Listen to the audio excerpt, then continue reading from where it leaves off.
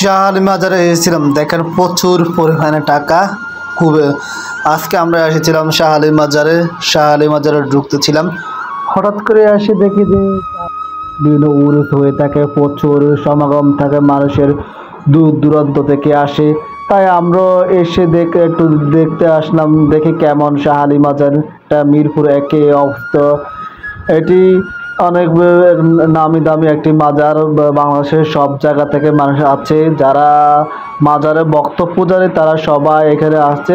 আজকে আপনাদের একটা দেখাবো টাকার টাকার পাতিল, যেটা আমাদের মাজারের সবগুলো টাকা টাকা দেখার প্রচুর পরিমাণে টাকা। আপনি দেখলে নিজে অবাক হয়ে যাবে, বিশাল বড় আকৃতি এটা টাকা।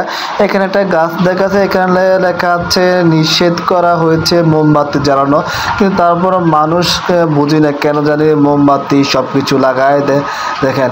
আমরা আস্তে আস্তে আরো সামনের দিকে এগিয়ে যাচ্ছি, দেখি বিশাল বড় মসজিদ, যা অনেক দূর দূরান্ত থেকে মানুষ জিয়ারত করার জন্য মাজারের ভিতরে।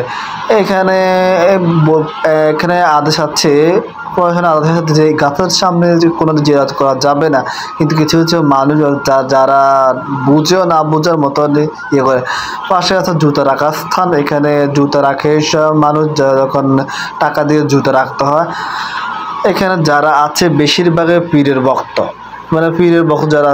এখানে আমি একটা জিনিস না বললে হয়, এখানে দেখতে আসলাম যে এখানে অনেক ধরনের খারাপ মানে মাদকাসক্ত মানুষ, প্রচুর পরিমাণে মাদকাসক্ত মাদক সেবন করে থাকে। এটা একটা খারাপ দিক এখানে, কারণ এখানে তারা অনেকে আছে এমন হচ্ছে ঠিক মতো নামাজও পড়ে না, মানে একটা কেমন জানি অন্যরকম মাজারে বেশিরভাগ এখানে। কিন্তু আমি যখন ভিডিও করছিলাম, কিন্তু আমাকে একজন বাধা দিয়েছিল যে ভিডিওটা না এরকম না করার জন্য, মানে তারপর একটা গালিও দিয়েছিল। তা আমি তা মনে করিনি, কারণ কি আমি হঠাৎ এখানে আসছিলাম, তো কখনো আসি না, সেজন্য দেখি ভিডিওটা করি। ভালো লাগলো, নিজেও দেখতে পারবো, মানুষদেরকে দেখাতে পারবো, সেজন্য দেখলাম। এখানে একটা অনুষ্ঠান হচ্ছে, সব কিছু রেডি, কিন্তু বিশাল বড় একটা আপনার বট গাছ, মানে এরকম সচরাচর বট গাছ শহরের মধ্যে দেখা যায় না বললে হয়।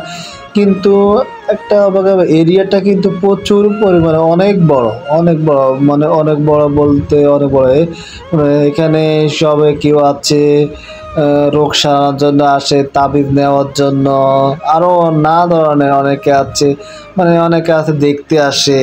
মানে ভালো, যখন উরুস বা অন্য ধরনের কোনো কিছু হয় এখানে কিন্তু প্রচুর পরিমাণে ওই আমরা দেখতেছেন একটা, ওটা হলো ধরনের গেট, ওটা দিয়ে বের হওয়া। তাই ভাবলাম আর একটু থাকি, সামনের দিকে যাই, দেখি কেমন কি অবস্থা। এখানে অনেক আছে, অনেক কিছু বিক্রি করে। এটা হলো পুকুর ঘাট। পুকুর ঘাটে অবশ্য তারা মারা ভিতরে ঢোকা যায় না, আমরা চেষ্টা করছিলাম যাওয়ার জন্য কিন্তু পারতেছি না। কই দেখি আর একটু সামনে যাই, দেখি কি অবস্থা, কতটুকু দেখে দেখি যাওয়ার পর প্রতিটা তেরপোলের মধ্যে মানুষ এরকম বসে আছে।